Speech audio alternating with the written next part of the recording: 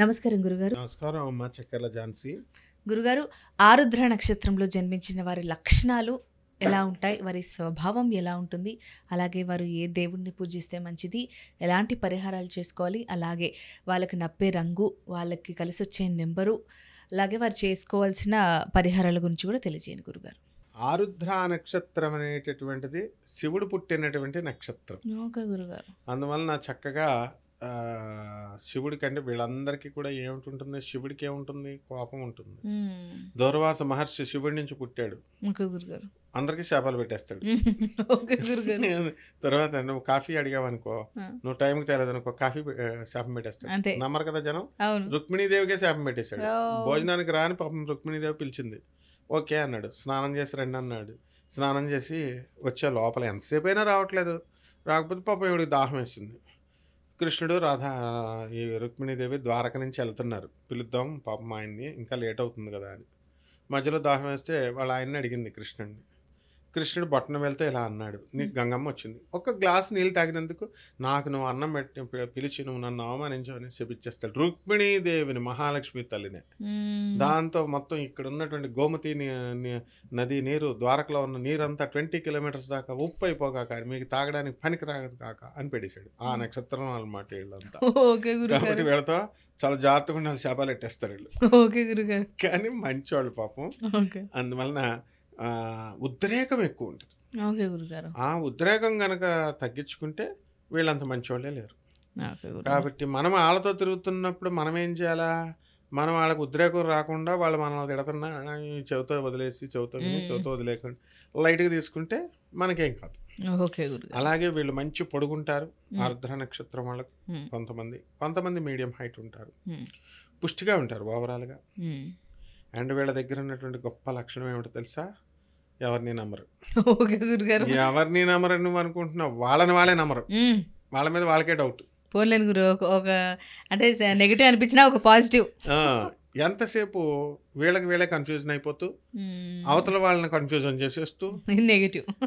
తర్వాత ఓవర్ ఎనలైటికల్గా ఎక్కువ ఆలోచిస్తారు. ఫర్ ఎగ్జాంపుల్ ఎవరైనా కొత్తగా పరిచయం అయ్యారనుకో, అమ్మ నీ పేరేంటి అని అడగాల. మీది ఏ ఊరు, కొంతమంది అంతవరకు వదిలేయాలి, పేరే చాలు. నీ పేరేంటి, మీ ఆయన ఏంటి, మీ ఆయన పేరేంటి, నీ ఆస్తి ఏంటి, ఇంకా వివరాలన్నీ 7 జనరేషన్స్ వరకు అడుగుతారు చూడు. వీళ్ళందరూ ఆరుద్ర నగరం క్యాండిడేట్లు అనమాట. మనం ఫస్ట్ పరిచయం ఎవడని అడుగుతాడా? అస్సలు లేదు గురుగారు, అడగము. మరి అడిగేస్తారు వీళ్ళు. అందువలన వీళ్ళు వస్తున్నారంటే అందరికీ దడ భయం. కాబట్టి ఈ ఆరుద్ర నక్షత్రం వాళ్ళందరికీ కూడా కానీ సైంటిఫిక్ అవుట్లుక్ ఉంటుంది. ప్రతిదానికి ప్రూఫ్ అడుగుతారు. ఎక్కడి నుంచి చేస్తాం ప్రూఫ్? ఇప్పుడు గాలి తగులుతుందన్న ఫ్యాన్ వేసాం, గాలి చూపించి అంటారు. ఎలా చూపిస్తాం? ఫీల్ అవ్వాలి. ఆ ఫీల్ అంటే ఒప్పుకోరు వీళ్ళు, నువ్వు చూపించాలంటారు. కాబట్టి ఈ రకంగా ఉన్నటువంటి ఎడ్డమంటే తెడ్డం, తెడ్డమంటే ఎడ్డం అని కొంతమంది ఉంటారు, అందరూ కాదు. సో ఏదైనా కొంచెం తేడాగాళ్ళే వీళ్ళు. ఆరుద్ర నక్షత్రంలో కొంతమంది మనల్ని తిట్టినా కూడా ఉన్నది ఉన్నట్టు చెప్పేసేయాలి. అంటే రాహు మీన్స్ తేడా, రాహు ఉల్టా పల్టా, రివర్స్లో అడగాలి. వీళ్ళ దగ్గరికి వెళ్ళి లీవ్ కావాలనుకోండి, నాకు వద్దు సార్, లీవ్ వద్దు సార్, నాకు వద్దు సార్ అంటే ఇస్తారు వాళ్ళు. నాకు లీవ్ కావాలి సార్ అంటే ఎందుకు కావాలి ఇంకా, నేను లీవ్ ఇవ్వరు. అందువల్ల వీళ్ళని సైకలాజికల్గా డీల్ చేస్తే చాలా మంచివాళ్ళు. కాబట్టి ఇప్పుడు రాహు మహాదశతో ప్రారంభమవుతుంది. ఈ రాహు మహాదశలో పుట్టినటువంటి వాళ్ళు అంతా కూడా ఈ సన్నటి శరీరంతో ఉంటారు, పెద్దగా మరి బలంగా ఉండరు ఫస్ట్లో. ఆ రాహు మహాదశ అయిపోయిన తర్వాత గురు మహాదశ వస్తుంది 16 సంవత్సరాలు. అప్పుడు పుష్టిగా లావుగా అవుతారు. ఈ రాహు మహాదశ ఉండగా వీళ్ళంతా కూడా చాలా మానసికంగా బాధపడతా ఉంటారు ప్రతిదానికి. ఆ బాధ కారణం ఏమి ఉండదు అనమాట, చిన్న విషయాన్ని కూడా బాధపడిపోతూ ఉంటారు. అందువల్ల ఎర్రగడ్డ మెంటల్ హాస్పిటల్ ఖాళీ చేయాల్సిన పరిస్థితి వీళ్ళకన్నా పిచ్చి తెచ్చేసుకుంటారు, లేదా మనకన్నా ఎక్కిచ్చేస్తారు వీళ్ళతో దోస్తానా చేస్తే. అందువల్ల ఇప్పుడు ఫోన్ మాట్లాడుతున్నాం అనుకోండి, డిప్రెషన్ మనకి ఎక్కిచ్చేస్తారు వీళ్ళు. అందువల్ల ఈ రకంగా ఈ యొక్క ప్రేమ వివాహాలు అత్యధికంగా ఆరుద్ర నక్షత్రంలో ఎక్కువ జరుగుతాయి.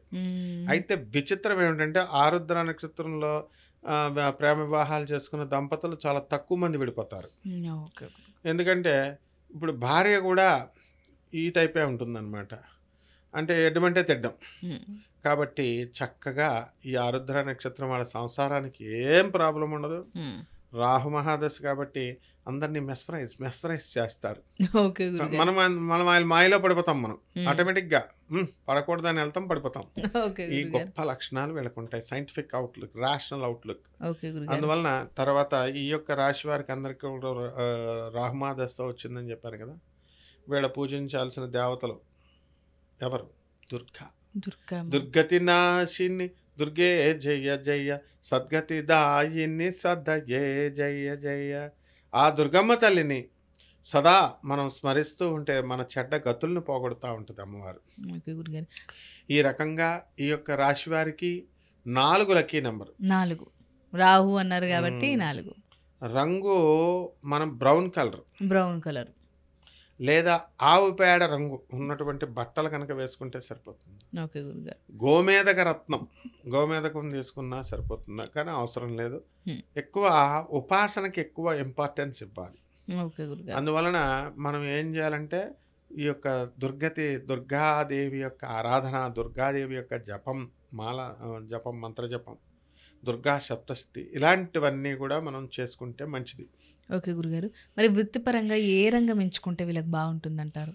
జీవితంలో వీళ్ళు ఆరుద్ర నక్షత్రం వాళ్ళు ఏ వ్యాపారం చేసినా సరే మెస్మరైజింగ్ కదా, చేసి పడేస్తారు. ఓకే. అంటే ఏ ఉద్యోగం కలిసి రాదంటారు ఉద్యోగం కదా? కలిసి వస్తుంది. ఉద్యోగం కూడా కలిసి వస్తుంది. ఉద్యోగం కూడా కలిసి వస్తుంది. అన్ని రకాల రంగాల్లో, ఎక్కువ ట్రాన్స్పోర్ట్ రంగంలో, రైల్వేలో, ట్రాన్స్పోర్ట్ రంగంలో, సాఫ్ట్వేర్ రంగంలో, ఎలక్ట్రానిక్స్, ప్రైవేట్ రంగాల్లో కూడా బజాజ్ ఎలక్ట్రానిక్స్, ఇలా సేల్స్ సర్వీస్ ఇలాంటి షాపులు, ఇలా కరెంట్ షాపులు, ఇలాంటివన్నీ కూడా ఈ వ్యాపారాలు, ఏ వ్యాపారం చేసినా కూడా బ్రహ్మాండంగా ఉంటుంది. వీళ్ళు ఇలాంటి సంస్థల్లో ఉద్యోగాలు కూడా బ్రహ్మాండంగా చేస్తారమ్మా. ఓకే గురుగారు. మరి ఈ రాశిలో ఏదైతే నెగిటివ్ ఆస్పెక్ట్స్ ఉన్నాయో అవి తగ్గడానికి ఎటువంటి పరిహారాలు చేసుకుంటే బాగుంటుంది గురుగారు? రాహు కాబట్టి రాహు జపం చేసుకోవాలి, రాహు స్తోత్రాలు చదవాలి. రాహుకి కిలోంపావు మినుముల్ని, ఆవు పేడ రంగు ఉన్నటువంటి వస్త్రాలనిచ్చి పేద బ్రహ్మలకి శనివారం నాడు ఉదయం 8 గంటలకి దానం చేసుకోవాలి.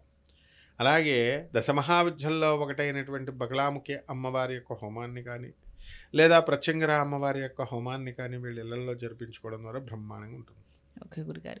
మరి ఆరుద్ర నక్షత్రంలో జన్మించిన వారి స్వభావం, లక్షణాలు, అలాగే ఏ దేవుని పూజించాలి, ఎలాంటి పరిహారాలు చేసుకోవాలి, వాళ్ళకు నప్పే రంగు, కలరు, అలాగే వాళ్ళు ఏ రంగంలో అనగా వృత్తిపరంగా కానీ వ్యాపారంగా కానీ ఏ రంగంలో వాళ్ళు ముందుకు వెళ్తే బాగుంటుందో చాలా చక్కగా వివరించారు గురుగారు. ధన్యవాదాలు. ధన్యవాదాలు.